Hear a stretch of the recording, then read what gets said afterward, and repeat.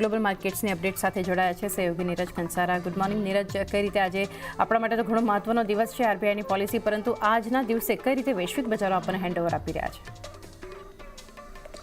જી good morning. ખાસ કરીને જો આજના દિવસે અમેરિકાના બજારની વાત કરી લઈએ તો ત્યાં આગળ ગઈકાલે આપણને થોડો મિશ્ર કારોબાર ખાસ કરીને જોવા મળ્યો. જુઓ, ગઈકાલે ડાઉ જોન્સની અંદર આપણને ઘટાડા સાથેનો કારોબાર મહત્ત્વનો રહ્યો, પરંતુ આની સામે તમને S&P 500 અને નાસ્ડેક આ બંનેમાં એક પોઝિટિવિટી સાથેનો કારોબાર ગઈકાલના દિવસે આપણને જોવા મળ્યો. જુઓ, નાસ્ડેક લગભગ 0.5%, S&P 500 5% કરતાં વધારે બંધ થયો છે. એટલે ગઈકાલના જે સંકેતો હતા અમેરિકાના બજારથી થોડાક મિશ્ર છે, પરંતુ અહીંયા ઘણી બધી કંપનીઓના પરિણામો આવ્યા છે, જેમાંથી સૌથી પહેલાં એમેઝોનના ત્રિમાસિક પરિણામ આવ્યા. અહીંયા $187.79 બિલિયન આવક થઈ.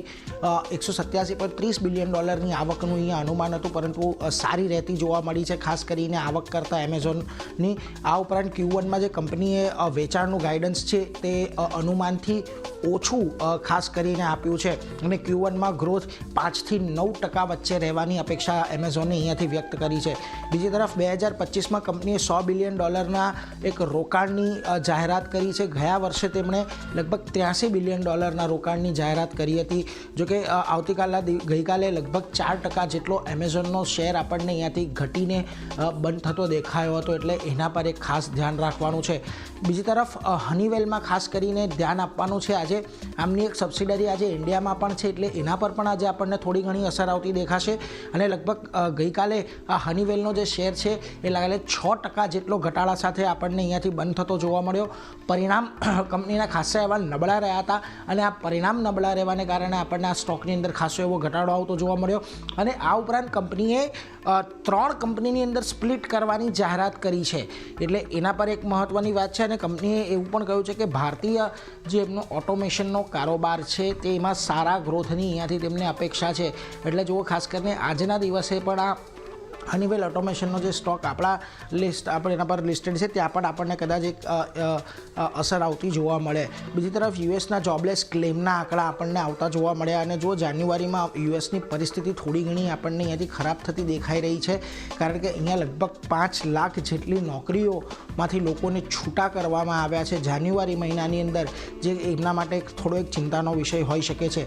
પરંતુ જો તમે વીક ઓન વીક જે ઇનિશિયલ જોબલેસ ક્લેમના આંકડા આવી રહ્યા છે એના પર નજર કરશો તો લગભગ 2 અઠવાડિયાના ઉચ્ચતમ સ્તરે પહોંચ્યા છે. જાન્યુઆરી 18 વાળો જે વીક હતો ત્યાં આગળ લગભગ 2.23 પર હતું, જે અત્યારે 2.08 પર ઘટીને પહોંચ્યું હતું, ને 2.19 પર અત્યારે આપણને જોવા મળી રહ્યું છે. એટલે એના પર એક ધ્યાન રાખજો.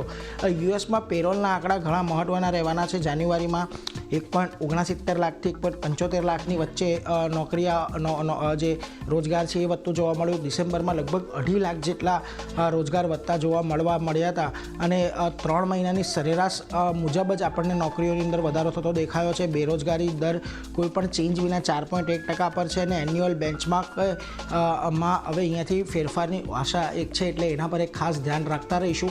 પરંતુ આ બધાની વચ્ચે આજના દિવસે એશિયન બજારનો જે કારોબાર ચાલી રહ્યો છે એના પર એક વખત ખાસ કરીને નજર કરી લઈએ તો જુઓ, આજે અહીંયાથી પણ કોઈ આપણને બહુ મોટા કોઈ સ્પષ્ટ સંકેતો એશિયાના બજારોથી પણ નથી મળી રહ્યા. જુઓ, નિક્કે આજે લગભગ 0.5% નીચે છે. કોરિયાની અંદર એક ડાઉન છે, પરંતુ તાઇવાનના બજારો એક પોઝિટિવિટી સાથે કામ કરી રહ્યા છે. અને આ ઉપરાંત તમને ચાઇનાના બજારોમાં જુઓ, આજના દિવસે થોડી ઘણી તેજી છે, અને સિંગાપુર એક મ્યુટેડ કામકાજ કરી રહ્યું છે. પરંતુ આજના દિવસે હવે મહત્ત્વનું છે આપણું ગિફ્ટ નિફ્ટી, કારણ કે ગઈકાલે આપણને એક ઉપરના સ્તરેથી વેચવાલી આવતી જોવા મળી હતી. 23,688 પર ફ્યુચર્સ બંધ થયા છે. 713ના ગિફ્ટ નિફ્ટી અત્યારે સંકેત આપી રહ્યું છે, એટલે થોડા ઘણા ઉછાળાના સંકેતો છે, પરંતુ જ્યાં સુધી હવે આપણે 23,800 પાર નથી કરી રહ્યા ત્યાં સુધી થોડીક ચિંતા બનેલી રહેશે. પરંતુ આજે જેમ તમે પહેલાં પણ કહ્યું, આરબીઆઈ પોલિસી એટલે એમાં જો અનુમાન મુજબ આવે છે તો પછી કદાચ બજાર અહીંયાથી આપણને એક સારી એવી તેજી દર્શાવતું પણ જોવા મળી શકે, એટલે એના પર એક ખાસ ધ્યાન રાખતા રહીશું. જાણને જી.